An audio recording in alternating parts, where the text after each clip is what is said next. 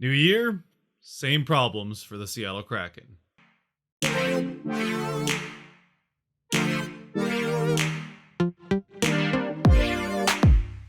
What's cracking, everybody, and welcome back to Kraken R&R for the third time in 4 days, which is a lot of hockey for a team to be playing in that amount of time, but it's not really an excuse considering they are coming off of a long break that was extended by COVID postponements, and in this game in particular, the team they were playing in the Vancouver Canucks, it was also their third game in 4 days. And it's a game the Kraken would end up losing 5-2 to their cross-border rivals, and one of the hottest teams in the NHL at the moment, after having been just a few weeks ago actually below Seattle in the standings. So for any of you who are wondering what the Kraken would have to do to get back in the playoff hunt, which is definitely a long shot at this point, look no farther than what the Canucks have been able to do since hiring Bruce Boudreau as their new head coach. Incidentally, somebody that we talked about as a potential head coaching hire for the Kraken, as he was available when they hired Hackstall. Coming into this game, the Kraken were still going to be without Jaden Schwartz, who's listed as day-to-day with an upper body injury, again, that he suffered late in that game against Philadelphia.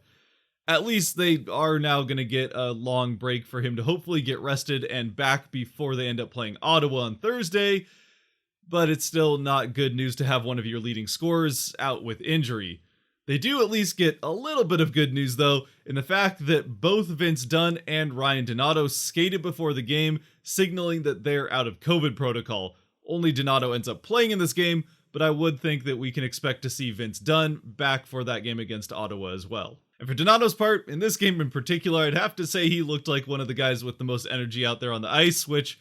again, after how much break he's had, would make sense, but he did play pretty well in this one. As the game gets started, it's a pretty evenly played back and forth game for the first few minutes. Johansson does have a nice feed out front of the Vancouver net to McCormick, who just can't quite connect with a clean shot from the slot to get this one on net, and Vancouver survives this one. Then Seattle is able to start to take a little bit of control after a big hit from Soucy, followed by a Soucy fight. Though, even with the Canucks on their heels and pinned into their defensive zone for a bit, they're able to defend the Kraken push well, keeping any chances that Seattle is able to get off and any shots mostly to the outside, letting very few things get in front of the net, and not allowing much Kraken presence there either. And eventually, going back the other way, Miller gets a puck fed to him out in front of the Kraken net. He is able to connect on this one to get a clean shot off, but Grubauer comes up with the save.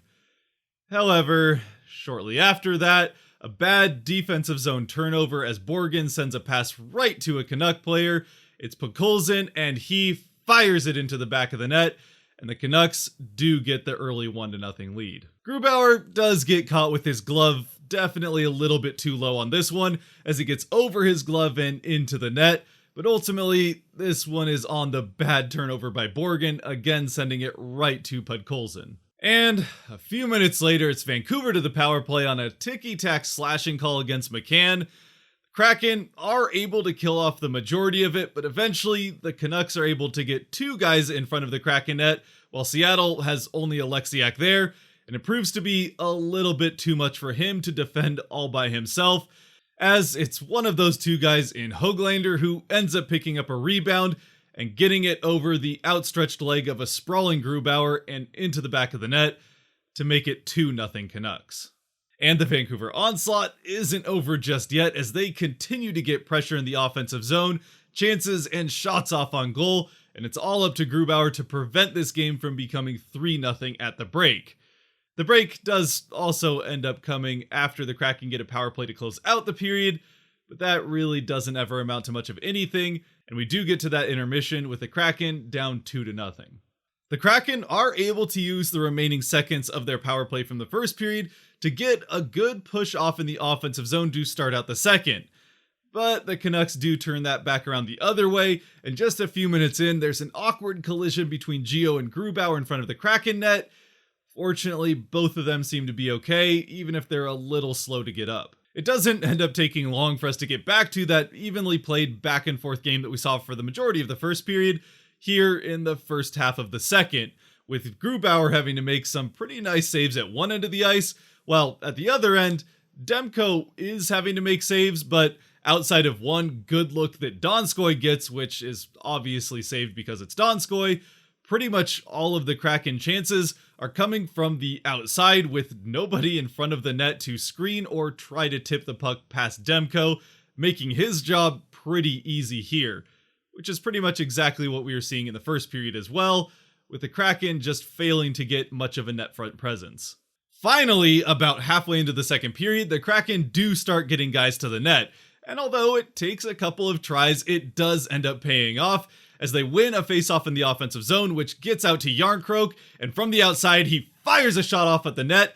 and this one gets past Demko short side and into it to pull the Kraken to within one. And the difference here is that this time, the shot from the outside had the screen of Gord in front of Demko, making it impossible for him to see the puck, and that's how it ends up getting past him. The only real downside to this push by the Kraken that ends up culminating in their first goal is that they aren't able to turn it into sustained momentum and continue that throughout the rest of the period, as from here, the remainder of the period's pretty back and forth as it continues to be a very evenly fought game, with now just a 1-goal difference. Really, the only good scoring chance the rest of the period is a breakaway on Vancouver's part that Larson is fortunately able to get back just in time to shut down, as they both crash into the net, taking it off its moorings with Grubauer, and the puck kind of falls right in the middle of the crease, and the Kraken definitely dodge a bit of a bullet here. Eventually, we do get to the start of the third period with the Canucks still just leading 2-1.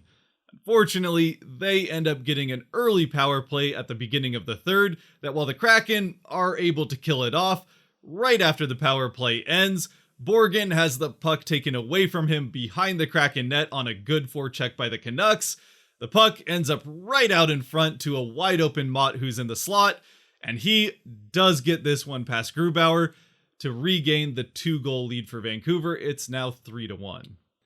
And for Borgen, who even up until this point I really didn't think had played that bad of a game overall, unfortunately the two mistakes that he did make both ended up in the back of the Kraken net, so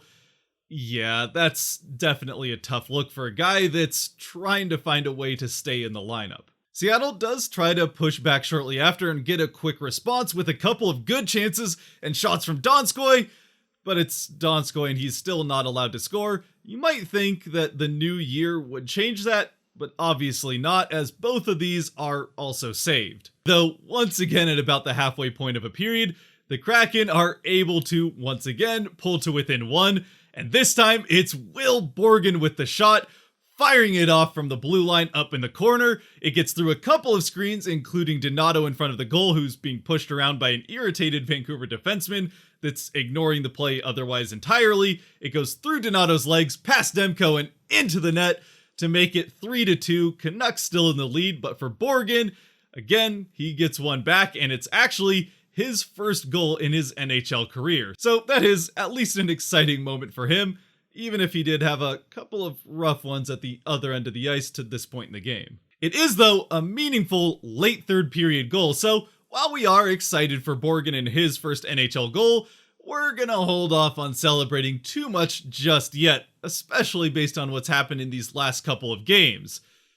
Fortunately, the Kraken are able to survive the 15 seconds following the faceoff, but they aren't able to survive the rest of the first minute, as 46 seconds after the faceoff, the puck is right back in the back of the Kraken net behind Grubauer, as the Canucks respond right away on the first shift after the goal. Yes, after the last two games, 46 seconds might seem like an eternity between goals, but it's still far from ideal to say the very least.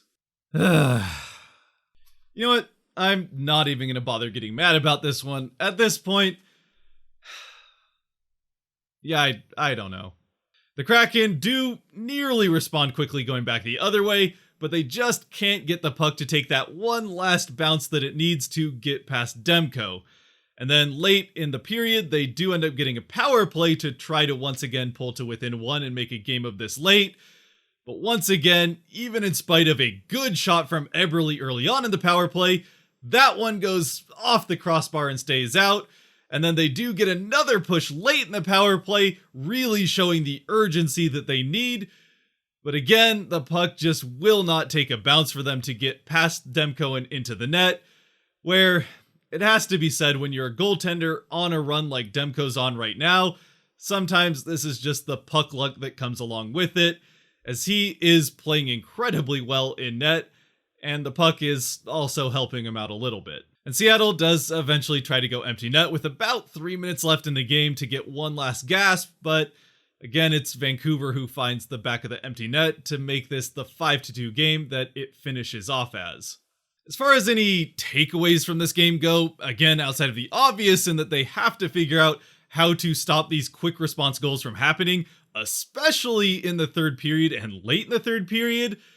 I think with this one, the big one is that while the shots were pretty even, just 35-32 in favor of Vancouver, the quality of the shots was quite a bit different. I mean, as you can clearly see just from the heat map of the scoring chances that comes via natural stat trick, there's a big hot spot right in front of the Kraken net where Vancouver was getting a lot of their chances from. Meanwhile, in front of the Vancouver net, yeah, it looks mostly empty there, with a couple of chances coming from the one side, but definitely not the concentration that you would like to see and can see on the other side of the ice. And it's something that was definitely evident in this game as it was going on, especially in the first and early part of the second period, where the Kraken just weren't getting anybody to the net, and any shots that they were getting off on goal were all coming from the perimeter, with, again, hardly anybody or anything in between Demko and the shot, making it pretty easy for him to see the shot coming, pick it up, and make the save. Even if it wasn't a guy that's playing as well as Demko has been of late, those are still going to be pretty easy saves for them to make. So for Seattle, they need to figure out how to get guys consistently to the net to either pick up rebounds like Vancouver was able to do a couple times in this one, or just to screen the goaltender and hopefully get a goal past them, which, again, both the Kraken goals did come because Demko was screened and unable to pick up the shot. Seattle just wasn't able to do that in a consistent enough manner to make the difference in this one. And now, for better or for worse, the Kraken will at least have a good amount of chance and opportunity to go back and practice that, and also hopefully get the last couple of guys healthy to come back fully healthy for their next game on Thursday against the Ottawa Senators, as we found out that their next game that was supposed to happen on Tuesday against the Islanders has been postponed, as well as the game after the Senators one that was supposed to happen on Saturday in Winnipeg against the Jets. So the Kraken have just the one game in the next week that hopefully they can take advantage of and win against another one of the current worst teams in the NHL. Regardless of what ends up happening though, and even if at this point in the season, the Kraken season is pretty much done, I'm still just happy to have a team in Seattle that I can watch on a consistent basis and follow closely, as again, that's something that we've all been waiting a long time to see. So yeah, it's a little bit disappointing that it looks pretty clear at this point that Seattle's not going to be anything close to where Vegas was in their first year. Again, it's still just fun to watch hockey and have another sport in the city, especially to bridge the gap between this current Seahawks season especially and the start of the Mariners season. Obviously, it would be fun, and we're definitely still hoping that they can pull off some sort of Cinderella story run through the back half of the season to end up making the playoffs, but yeah, I think it's safe to say we definitely can't count on that at this point. Still love to hear your thoughts in the comments, especially if you're somebody that's still feeling a bit optimistic about this team's future, or maybe what things you are looking forward to, even if you aren't necessarily feeling optimistic for, I think, pretty reasonable reasons. Either way, for now, for this one, that will do it. So if you have made it to this point, thank you very much for watching. If you did like or enjoy this video, there are buttons down below for that help support the channel. And until next time, stay safe out there, be good to each other, and go Kraken.